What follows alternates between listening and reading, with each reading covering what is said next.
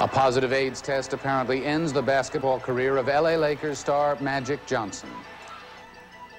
Catherine Cryer is off today. I'm Frank Sesno. This is The World Today. His name says it all, Magic Johnson, and he was certainly magic on the basketball court. The LA Lakers star kept basketball fans entertained for 12 seasons with his basketball sleight of hand and his trademark smile.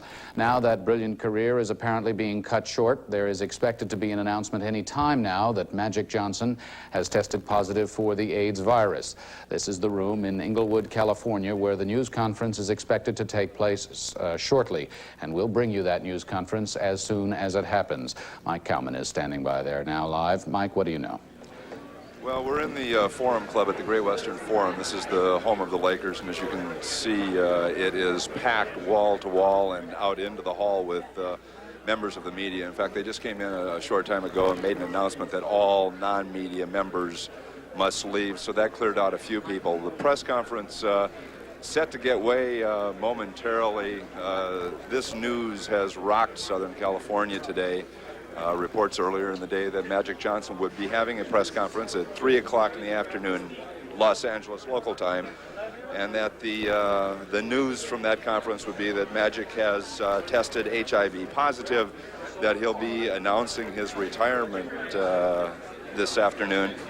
Magic's been out of the Lakers lineup since almost the end of the preseason. He was sent back from Salt Lake City at the Lakers' final preseason game with what was called an unspecified illness. He's missed the first 3 regular season games with the Lakers, and a couple days after he got back from Utah, the Lakers reported that it was flu. He was suffering flu symptoms, dehydration, weakness. He was given the okay to practice earlier this week. On Monday, he went back to practice, complained of problems with his stamina, just that he was weak. Some reference was made to that he might be losing some weight, but he hadn't checked it, he said, because he was afraid to find out how much weight he had lost. The other night he sat on the bench in his warm-ups as the Lakers hosted the Clippers here. There's been a lot of speculation surrounding his absence from the team. And early this morning, word started to get out that there'd be a press conference this afternoon, and here we are waiting. Mike, we'd like to ask you to stand by, but our Jim Huber is with us as well in the studio in Atlanta. And Jim, I'm wondering if we could turn to you now while we wait for this to talk a little bit about Magic Johnson, what he represented and what he accomplished in his 12 years in the NBA. Frank, his accomplishments were enormous. He was not only an extremely talented young man and an electric personality, but he was a champion as well. He brought the Los Angeles Lakers some 5 championships in the decade of the 80s. He did everything that was asked of him and so much more. So many athletes come into the NBA and they look good, they play well, they are responsive, they draw great crowds, but they don't produce what they're paid to produce, and that's titles. And Magic Johnson certainly did that from his times at Michigan State when they won the NCAA title to the 5 titles that the Lakers won over the years there. He did so much more than that. He was responsible for raising some $5 million over the years in his summer All-Star basketball games for the United Negro College Fund. He was influential in the community. He was an idol for all of the kids growing up who watched him and said that if that young man can, so can I. He just gave so much to the game. The game was in a bit of a disarray when Magic Johnson and Larry Bird came out of college in 1979, and they are both being credited over the years with having turned the NBA into a very, very successful and viable operation right now. Frank? Jim Huber and Mike Cowman will come back to you, and we will come back to this news conference live when it happens. We are expecting it any time now. Once again, the announcement expected to be that Magic Johnson is ending his 12-year career in the NBA because of the AIDS virus. Now we'll move on to some other news that we have for you. In the meantime, abortion. It has been a hot-button issue for years now, with emotional and often graphic confrontations in Congress, in the streets, and in the courts. The issue, of course, being abortion, and now abortion rights groups are hoping to make it a red-hot political issue in the coming election year. Their battleground, the Supreme Court itself. Our story now from CNN's Anthony Collins. Abortion rights activists are pushing for an early showdown on whether the Supreme Court still believes women have a fundamental right to abortion. A coalition of civil rights and women's rights groups filed a petition asking the increasingly conservative court point blank, is it going to overturn Roe versus Wade? For thousands of women across the nation, the Supreme Court's failure to clearly reaffirm Roe versus Wade has fostered a steady erosion of their liberties. We therefore call upon the Supreme Court to settle this question once and for all. The coalition asked the High Court to review a recent appeals court ruling that upheld a law passed by the Pennsylvania state legislature restricting abortion. The law imposes a 24-hour waiting period, requires a doctor to inform a woman about fetal development and about abortion alternatives, and requires parental consent for minors. But in making its appeal, the abortion rights advocates went beyond the immediate Pennsylvania law. The petition asked the court to answer the ultimate question: has the Supreme Court overruled Roe versus Wade? Legal experts said while the court does not necessarily have to agree that that is the question, it could well use the Pennsylvania case for a landmark ruling. I think the votes are there to overturn the widest reading of Roe and Wade, that is, that it treats abortion as a fundamental right. Of the 9 justices, only 2, John Paul Stevens and Harry Blackmun, who wrote Roe, are considered sure votes to uphold it. We will fight back! We will fight back! The abortion rights advocates say they expect this court to overturn Roe, and if so, they want to use this as a political issue against the president and others who oppose Roe. President Bush, you are responsible for the costly and divisive battle that lies ahead. Some political analysts see a problem for Mr. Bush. This is a passionate issue in America, as we have learned. It divides the population. You never know exactly how it's going to come out. So if you're way ahead, you don't want new circumstances making everything more turbulent. Although they probably would never admit it, any conservatives on the court who want to help the president could well schedule arguments on the case next October. That way, they would not have to rule on the abortion issue until after the election. Anthony Collins, CNN, at the Supreme Court. Congress, meanwhile, has sent President Bush legislation that overturns a ban on federally financed abortion counseling, provoking an expected veto showdown. The Senate voted Thursday 72-25 for a measure blocking the so-called gag rule on abortion counseling. The Senate vote was 5 more than would be needed to override an expected veto by President Bush. But when the House voted on this same issue Wednesday, it fell short of the 2/3 majority needed to override a veto. The measure is attached to a $205 billion funding bill for health, education, and labor programs. Abortion rights activists are already making plans to get around the law if Roe versus Wade is overturned and abortion is made illegal again. From California now, CNN's Greg Lefebvre reports. Borrowing an idea from the last century when abolitionists thought slavery was wrong, abortion advocates now anticipate reestablishing an underground railway because they believe abortion is right. We want to make an incredibly difficult situation somewhat less difficult by having, if you will, a package deal. Saying that they expect the worst from the conservative U.S. Supreme Court, Planned Parenthood believes some clients will turn to abortion tours, to so-called abortion havens, safe states where abortion is likely to stay legal. Packages would probably include airfare, lodging, counseling, and the abortion itself. Cost for the package, $500 to $1,000. Opponents label it abortion tourism. They are very pro-abortion. They're not just pro this choice. And this is a very, very aggressive way of making abortion available to women. Abortion opponents say they do not expect the battle to end with a Supreme Court ruling, even if that decision outlaws abortion. People could still go to Canada, could still go to Mexico. We're never going to be able to save all unborn children through the law, any more than passing rape laws saves all women from being raped. But you decrease the number, you create disincentives for the discrimination and violence of abortion. The term abortion tourism has been used. We feel that that trivializes a very crucial event in a woman's life, and we prefer abortion sanctuary for the concept. This is CNN Breaking News.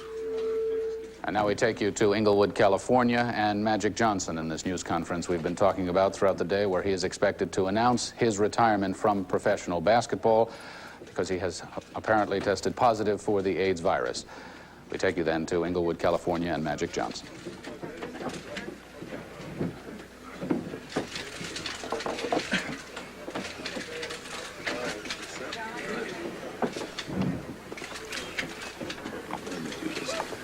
First of all, let me say good late afternoon.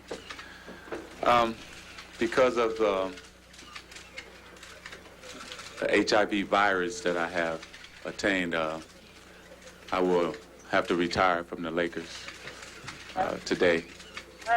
I just want to make clear, first of all, that I do not have the AIDS disease, because I know a lot of you want to know that, but the HIV virus.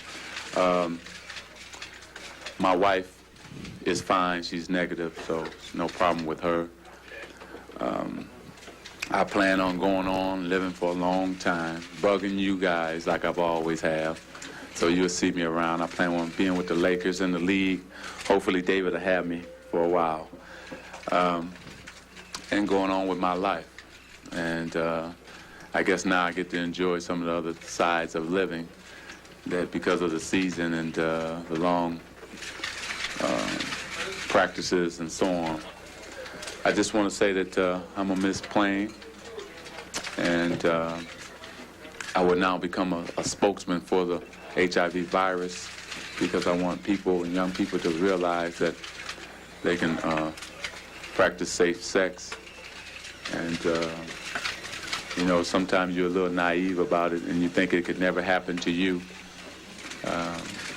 You only thought it could happen to, you know, other people and so on and on.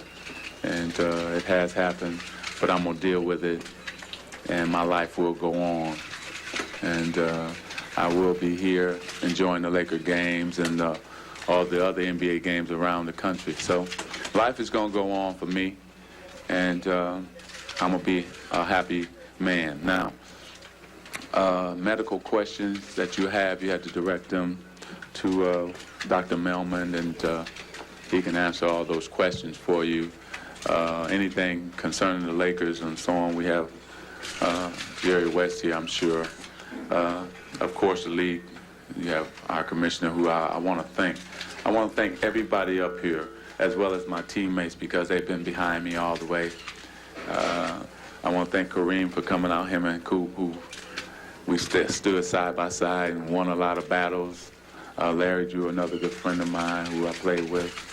But the commissioner, David Stern, has been great in supporting me, and I will go on and hopefully work with the league and help in any way that I can. I want to thank also Jerry West for all he's done, Dr. Curlin, Dr. Melman, who he'll tell you who my other doctors are that have helped me through this, as well as, like I said, my father, in a sense, Dr. Jerry Buss, for, you know, just drafting me and me being here. Now, of course, I will miss the battles and the wars, and I will miss you guys, but life goes on. Now, any other questions medical-wise, you can ask, like I said, Dr. Melman, anything with the Lakers, Jerry West, or anything with the league. If I take a few questions about myself and my plans. Can you describe for us, this has been your life, Michigan State, the Lakers, emotionally for you right now, knowing that this part of your life is over, how do you deal with it, and how do you deal with mortality, which becomes more apparent with this virus? Well, I think mortality is I always wanted to be, after it was over, just live a normal life anyway.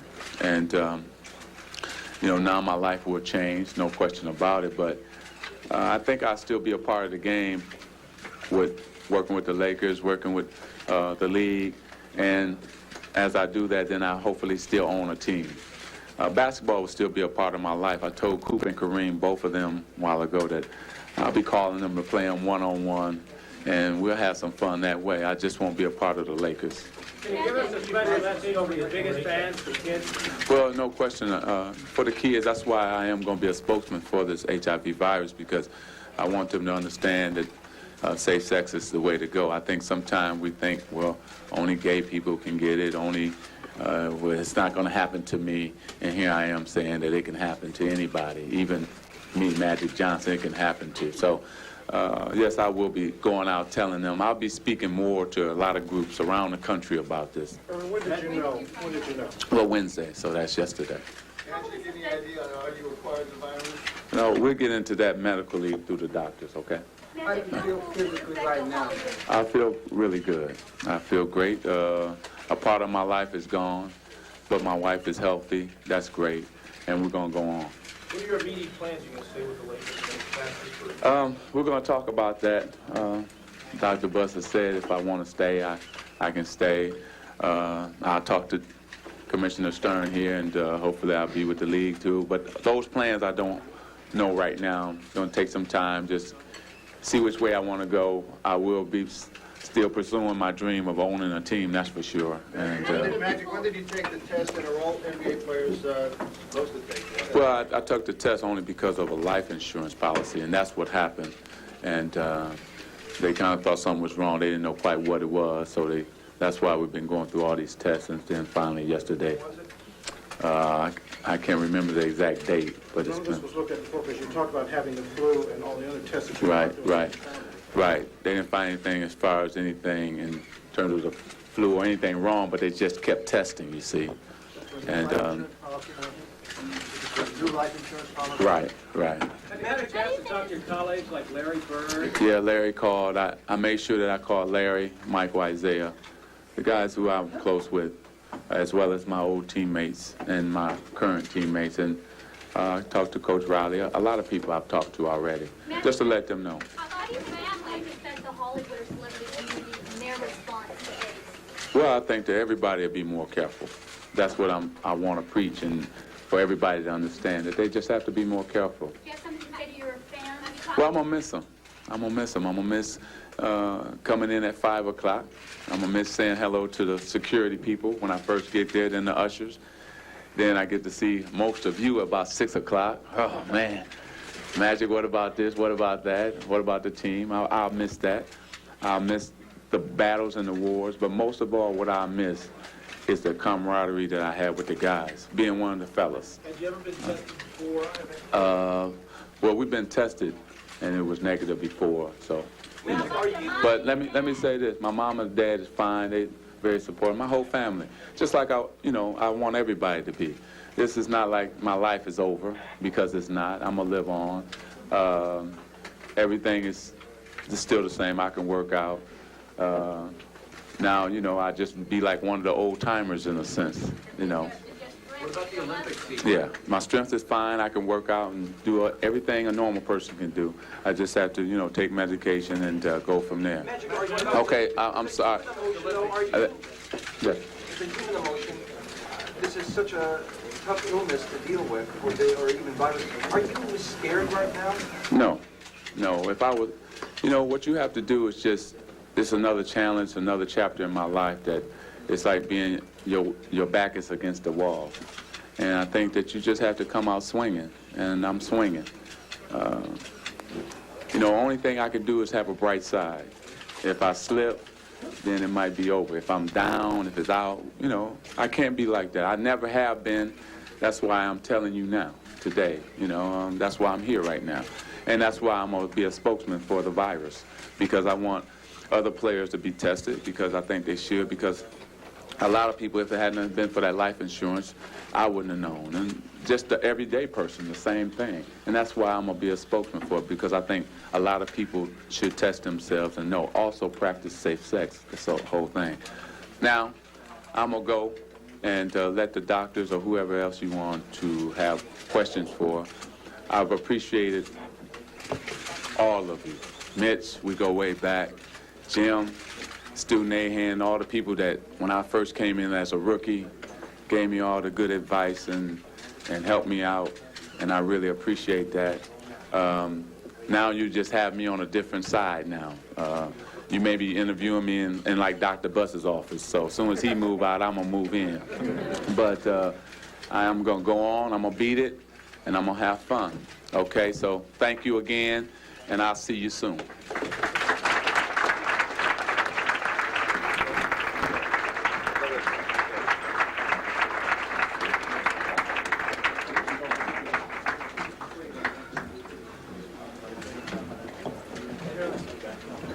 Are there any questions for Dr. Melman? Yes.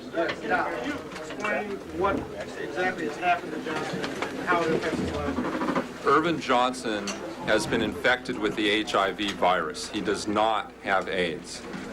The HIV virus is something that over years can and does impair an individual's immune system, which is what we all have to defend against other illnesses. So there's no immediate effect on his life other than we have advised him to avoid those activities which can further impair his immune system, which is playing professional basketball. He is not, contrary to what has been stated, he is not and does not have AIDS. Will you play in the Olympics, doctor? The issue is very straightforward. Irvin Johnson has been infected with the AIDS virus. He is not ill in any way. ARC or ARC, which some people have heard of, is simply a continuum from the viral infection to illnesses that occur later on. He does not have that. Now, doctor, how does HIV exacerbate the condition? Explain that. Well, the rigors of playing professional basketball to include significant exhaustion on a regular basis, alterations of normal dietary and activity habits may impair an individual's immune system. And since this disease also does that, the medical judgment is for Irvin to not continue that. That is not normal activity that we describe in the everyday person. Very few of us go through what he goes through in the course of a basketball season, and that's the best I can say at this point. What is the prognosis, doctor? What is the prognosis for a complete recovery from this virus? The timeline of AIDS virus infection to further problems is now being described. Some people last a decade or longer before they get ill. Some people get ill very quickly. We have Irvin at one point in time in a very healthy state. There is no way to give you a prognosis that is accurate at this point other than to say that he is healthy now, we expect him to remain healthy, and we expect to have him around for a long time. Can't play in the Olympic Games, right? That's up to him. The issue of treatment is being examined at this point. There are a number of people that will be involved that will help decide that, and I suspect that will be known in the future. What type of medication? That is treatment. What type of medication is There are a number of medications available that can be used to treat the AIDS virus infection. In fact, we have Dr. Hayes from UCLA at the far left, and I think she is more qualified to address those issues if you'd like. And Dr. Hayes, if you had something you'd like to say. the type of medication? Well, I have no knowledge of the kind of medication that Mr. Johnson is taking, but right at the present time in the treatment of HIV disease, the medications that we have are very important in prolonging life and making quality of life better. And at a stage when someone is HIV positive, at a certain stage, depending on other parameters that are measured, we can provide treatment that's helpful. I don't know enough about Mr. Johnson's clinical case because Dr. Melman is his physician, but so I don't know whether he will be taking any medication, but I can say for someone who's HIV positive, like Mr. Johnson, and there is a lot of options for treatment and help to prolong life. Some of the Dr. Melvin, has Magic authorized you to discuss how he contracted the disease?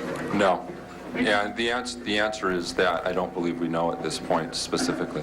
Dr. Melvin, why was it released that he had the flu when obviously He wasn't feeling well, and we were trying to investigate the situation. A lot of times in trying to define the medical status of an individual, we are not able to know by looking at them what is going on or what is the situation at hand. That delves more into his personal health, which I don't think is something that I'd like to discuss in a public forum. Nick, in your cases of HIV that don't go into full-blown AIDS, right? I mean, people can live with it for a while, right? Dr. Hayes? That's absolutely right. There are cases of HIV that go for many, many years before developing the symptoms of AIDS, and we don't really know how many years any individual can go once they become HIV positive. That isn't known and one can't predict. But eventually they do develop the symptoms. We can't even say that because everyone who's HIV positive hasn't been followed long enough to know whether they eventually develop the symptoms, and we hope with the therapies that are available now, we may be able to very greatly prolong the development of those symptoms. Is he on medication now? He is not now on medication. Have you considered ACT or DDI? We will be discussing that with him in the future. Could you speculate on the impact that somebody coming forward like Magic Johnson and saying he has HIV could have on the public perception of the disease? I think what we have witnessed today is a courageous act by a very special man. He is not compelled by any legal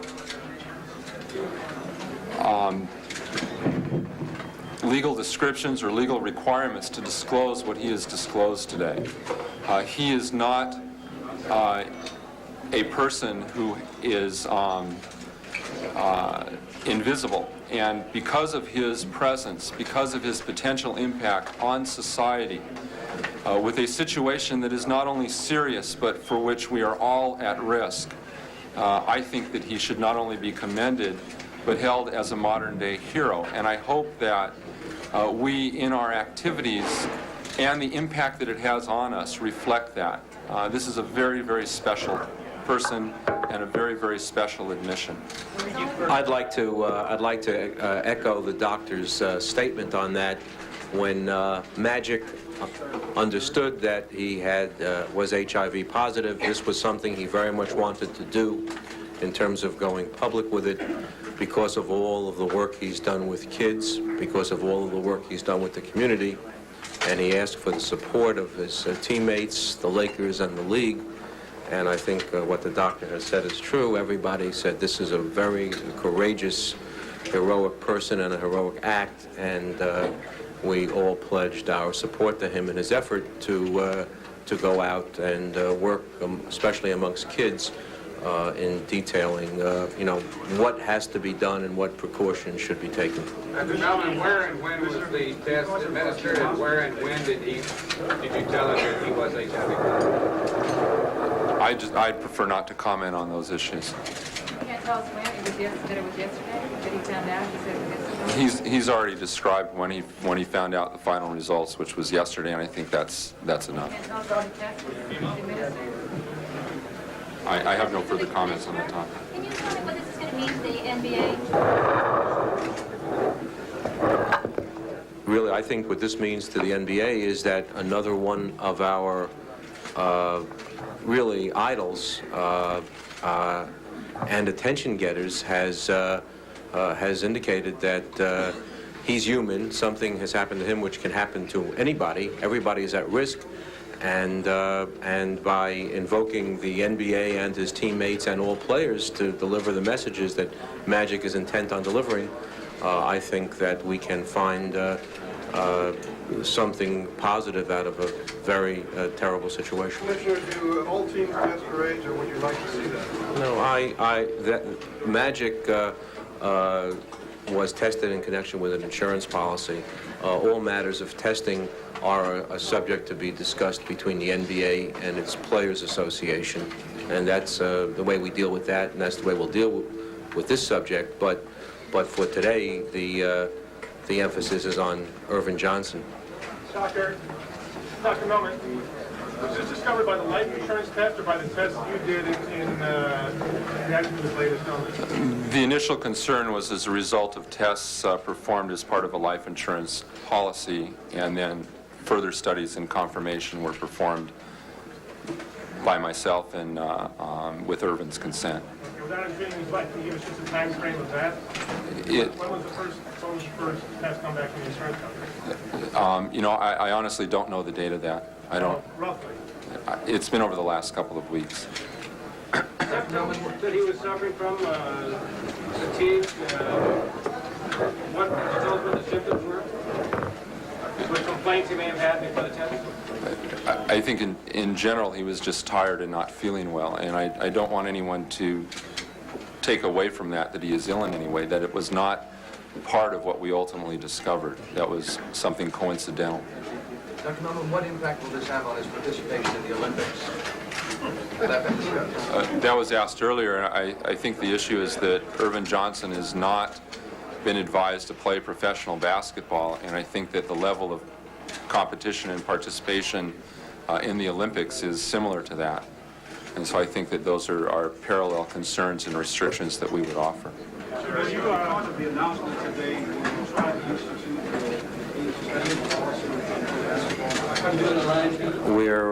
That's something we'll discuss with our Players Association. All that we're worried about today is Magic Johnson and the support he's asked us to give him. Jerry West, what does this mean for the Lakers roster? Well, obviously, this comes as a huge shock to us. I think when you're trying to find out the condition of a player, obviously you assume that player is going to be back. And to be real candid with you, I haven't even thought about it. Obviously, it's devastating for us from a personnel standpoint. And I think particularly emotionally, for a lot of us, it's a very difficult thing.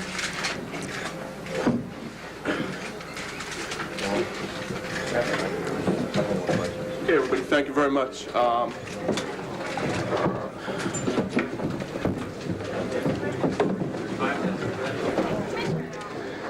And so Magic Johnson's doctors and his coaches and those who know him adding their comments to this thing. The doctor pointing out very explicitly that Magic Johnson has the HIV virus but does not yet have or show symptoms of the disease, that he is healthy at this point. The doctor's also saying, however, that it is unknown as to exactly how long one can go in this day and age with the medications available before developing further complications. Still smiling, remarkably poised, and showing clearly that he is not at this time scared, Magic Johnson came forth himself to make this announcement, saying, "It has happened, but I'm going to deal with it, and my life will go on." Magic Johnson saying that he now intends to become a spokesman for the HIV condition and for safe sex, urging all those for whom he is an idol to recognize that this can happen to anybody. We will hear from Jim Huber and more on the life and times of Magic Johnson when The World Today continues.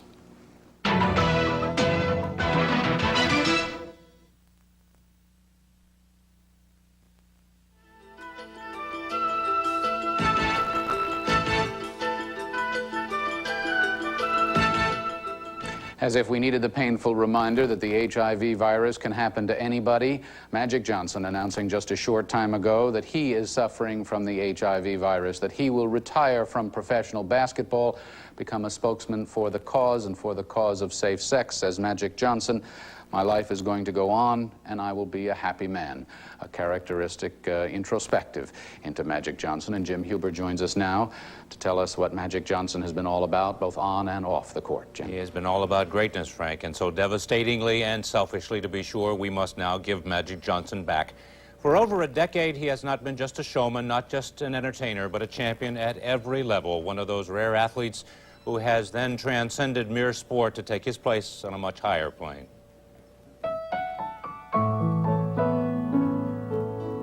If there was ever the perfect nickname for an athlete like Irvin Johnson, it was Magic, for he was that and just so much more. From his days in the 70s as an undergraduate at Michigan State, where he led the Spartans to the national championship, to just a month ago when he stunned Paris in an exhibition game with the Lakers, he produced from up an imaginary sleeve absolute brilliance. And because of that, he had an immediate impact on the NBA. He and Larry Bird came into the league on the very same day in 1979 and are generally credited with being the architects of the NBA's great rebirth. For openers, that a man 6'9" could play point guard was unthinkable, and play it with the kind of zest that Magic Johnson nightly displayed took that a step farther into incredulity. With that dazzling smile of his, he would cut down the lane, put opponents on their seats, and pull fans off theirs.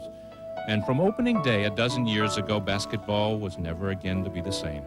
His Los Angeles Lakers won the NBA championship his rookie year, and they won 4 more in the decade to follow.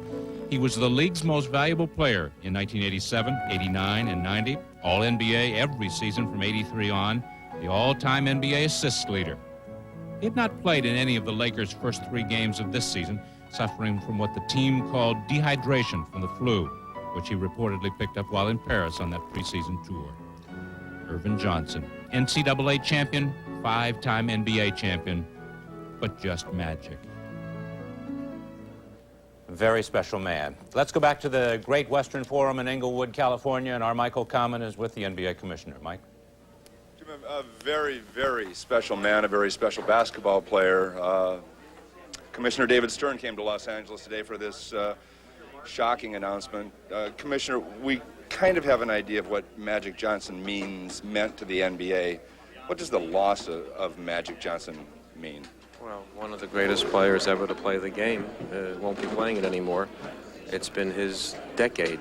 But even in this very sad announcement, as extraordinary as he is, he's put the positive gloss on the things he wants to do because he has tested positive and he wants to spend his time talking to kids, telling them that you can't pretend that this is something that isn't going to happen to you.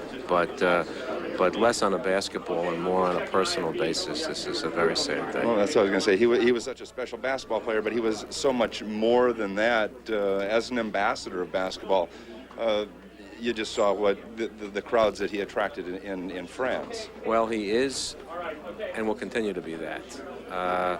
And it's our sense, although we're not expert in these matters, although we're going to learn a lot more now than we ever thought we would need to know, that the emotional surge that the entire NBA family is going to experience in getting behind Magic and his efforts, both to talk and to fight this thing itself, is going to be important, and we're with him. One thing that impressed me in this press conference with hundreds of members of the media here, he was probably the most upbeat guy in the room. It's just more extraordinary Magic.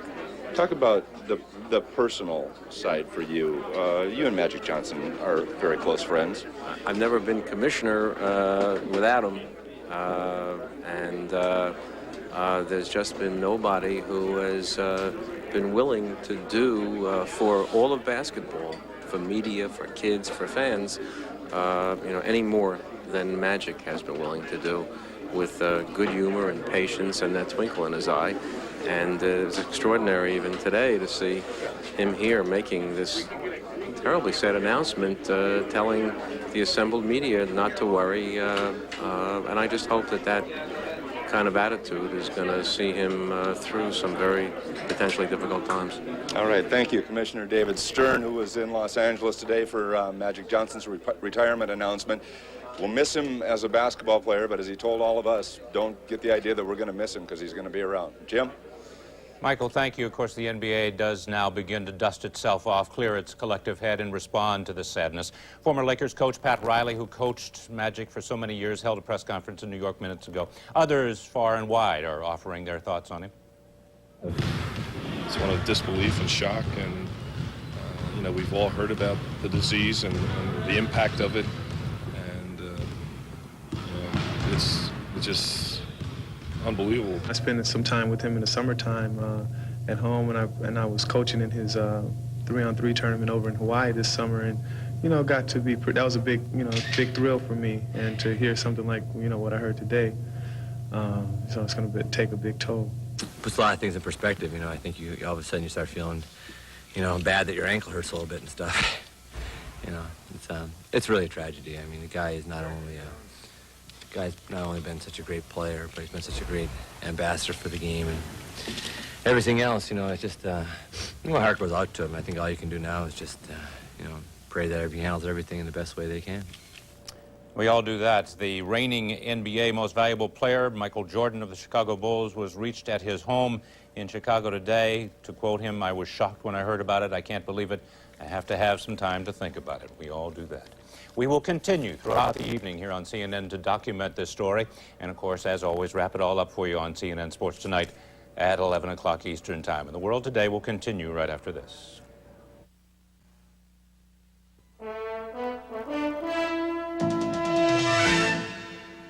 Continuing on now with more of the day's news. With the off-year elections just finished and the presidential election a year away, a familiar refrain is being sung by many elected officials these days. "We must do more to help the middle class," goes the chorus. Thursday, the chairman of the House Ways and Means Committee, Illinois Democrat Dan Rostenkowski, proposed a temporary tax cut aimed right at the middle class.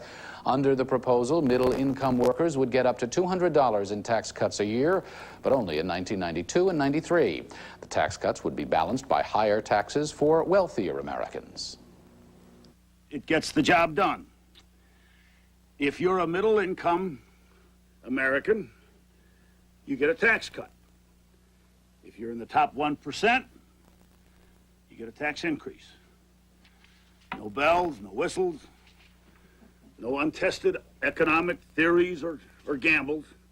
What you see is what you get. A Senate tax cut was formally proposed by Senator Lloyd Bentsen on Wednesday. Meanwhile, another indication of tough economic times. The U.S. Labor Department says 420,000 Americans filed first-time claims for unemployment benefits during the week ending October 26th. That's 14,000 more people than filed the week before. Analysts caution, however, against reading too much into this surge. They note that new claims numbers can be extremely volatile from week to week. A consumer group charges U.S. banks are ripping off credit card customers by charging interest rates that sometimes top the 20% mark. This at a time when the amount a consumer can earn from a savings account or a bank CD is sliding right into the cellar. The situation and possible solutions from CNN's John Holliman. Dave Markowski is making his last purchase with a bank credit card. He says he's fed up. The interest rate's down around 8 and 10%, and the Fed down so low, there's no cause for these things to be up around 18 and 21%. The Consumer Federation of America says the gap is growing between the interest rate banks charge for using their credit card and the interest rate someone can currently earn in a bank account. Banks are unwilling to pass on all the savings from declining Federal Reserve rates and declining savings rates. They understand that for each percentage point of difference, they make $1 billion just on credit cards alone. The banks say the cost of doing business is high. Therefore, they have to charge more to people who are at greater credit risk. Delinquencies up 30%, bankruptcies up at record levels, other costs, telecommunications, labor, all of them up. There's not that much room to move the rate down. The consensus is if the interest rate you're paying on your credit card or any other consumer loan is too high, you should shop around. Somebody probably has a lower rate. It's possible to find a bank card that charges only 10.5% interest if you qualify, and it's simple to switch from your current card to the new one. A consumer who has a 19.8% interest rate card and has a $1,600 balance can save up to $135 a year by switching to a low interest rate card. But consumer advocates say the first bit of advice they give to credit card holders is to pay the balance in full every month.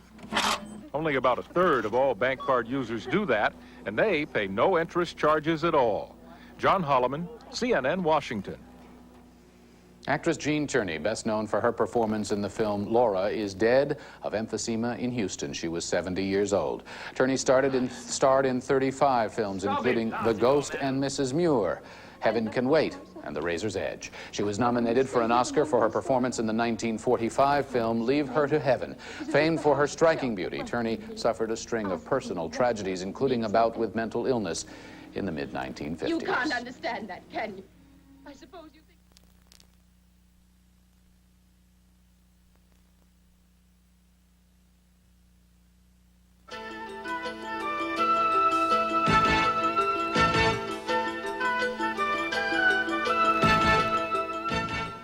In the Philippines this day, authorities are frantically trying to care for survivors and bury the dead following Tuesday's tropical storm that killed more than 3,000 people. Officials expect that number to rise when 2,000 missing persons are accounted for. The island of Leyte was hardest hit, along with neighboring Negros. Authorities say massive landslides that engulfed hundreds of homes in minutes could have been caused by a lack of vegetation in the area due to illegal logging. And now news from these other datelines in our world today. Madrid, the body of media mogul Robert Maxwell is released to his family, while Spanish authorities attribute his death to a massive heart attack. His family reportedly is checking into the possibility of foul play. Maxwell will be buried in Jerusalem on Sunday. Sarasota, Florida, actor Paul Rubens, better known as Pee Wee Herman, pleads no contest to indecent exposure charges. Part of his plea bargain deal, production of an anti-drug public service ad. Oakland, California, firefighters battle and swiftly control a pair of brush fires. The blazes occurred around the area devastated by that fire on October 20th. Omaha, Nebraska, the world's first artificially conceived Siberian tiger has been born at the Henry Doorly Zoo. No word yet on the sex of the cub, but mama and offspring seem to be doing just fine. And from our four-star general interest file, Norman Schwarzkopf storms to the top of the spot, or the top spot rather, on the list of the world's best-looking lips. Blistex Incorporated, which makes lip care products, announced the achievement. Well, there you go. Statistics show the number of children reportedly suffering abuse and neglect is growing. The National Committee for Prevention of Child Abuse says 2.5 million cases were reported in the U.S. in 1990 alone. In the first of a series of reports, CNN science correspondent Mark Levinson looks at a computer program designed to help caseworkers handle the load. School's out for the day, and these children are happy to be heading home. But for some children, life at home has a dark side, a side that's anything but happy or carefree. It's a side Chuck Philibek deals with every day. Philibek is a Children's Protection Services Specialist for Michigan's Department of Social Services. It's his job to help children suffering from abuse and neglect. Some cases are forever etched in his memory. This child had bruises from his toes on up into his skull, covered with bruises, different age bruises from 10 days to just that day. We thought his jaw was broken because it was so swollen and purple. Kid was severely abused. In Michigan's Berrien County, they're trying a unique software designed by and for caseworkers. The child protection system was developed by Bull HN Information Systems. It helps caseworkers to cut through the paperwork and improve case management. So your decisions are better made because of the extra information that you have available. Information like previous reports showing a pattern of abuse or neglect involving the same child or family. Cases are cross-referenced so social workers can search their files by name, address, or case number. Each file traces a case from the initial call alleging abuse or neglect to its latest status. The software is designed so caseworkers can constantly update files and monitor what's happening. The software functions as both a database and a word processor. That means a record of court proceedings like this one can be included in a family's case history. I make these findings by a preponderance of the evidence. The court will take jurisdiction over these children. It was her cocaine addiction that cost Rhonda Richardson custody of her 4 children. Now she's in a drug rehab program. Using the new software system, Philibek can keep a record of the agencies helping with her counseling, her attendance, and the results of her drug tests. You think you got it licked? I think I got it licked this time. I hope I got it licked. In our next report, we'll see how the software contributes to a teamwork approach and how a nationwide system could prevent many abuse and neglect cases from going undetected. Mark Levinson, CNN, Benton Harbor, Michigan. And recapping our top story, LA Lakers star Magic Johnson is ending his 12-year professional basketball career after testing positive for the virus that causes AIDS. His doctors stress that Johnson is infected with the HIV virus but does not have AIDS. The basketball great announced his retirement just a short time ago from the arena where he led his team to 5 NBA championships, the Forum. Johnson, characteristically upbeat, told the news conference he'll miss the basketball court, but stressed that his life will go on. It's another challenge, another chapter in my life that it's like being, your back is against the wall. And I think that you just have to come out swinging, and I'm swinging. You know, only thing I can do is have a bright side. If I slip, then it might be over. If I'm down, if it's out, you know, I can't be like that. I never have been. That's why I'm telling you now, today, you know, that's why I'm here right now. And that's why I'm going to be a spokesman for the virus, because I want other players to be tested, because I think they should, because a lot of people, if it hadn't been for that life insurance, I wouldn't have known. I'm going to deal with it, Johnson said, and my life will go on. Johnson was married in September to his longtime girlfriend. He says she's tested negative for the AIDS virus. The dazzling point guard leaves the game with a league record number of assists. And a reminder, a programming note, that CNN will have a special broadcast this evening. Highlights from that news conference and from Magic Johnson's career, as well as reaction to this development. That's at 1 o'clock Eastern Time, 0600 Greenwich Mean Time for our international viewers. That wraps up the world today. For Catherine Cryer, I'm Frank Sesno in Washington. The day's business news is next on Moneyline, and Lou Dobbs joins us now with a look ahead. Lou? Frank, thank you. Coming up on Moneyline, interest rates are low for banks but remain high for consumers. Their response, consumer borrowing dropping by $1.5 billion in September. We'll be telling you all about that and what we can all expect. And stocks remaining above 3,000, but some say that is dangerously high. TWA, an airline in trouble. We'll have an interview tonight with TWA Chairman and Chief Executive Officer Carl Icahn. Those stories, a lot more, coming up on Moneyline right after this local cable break.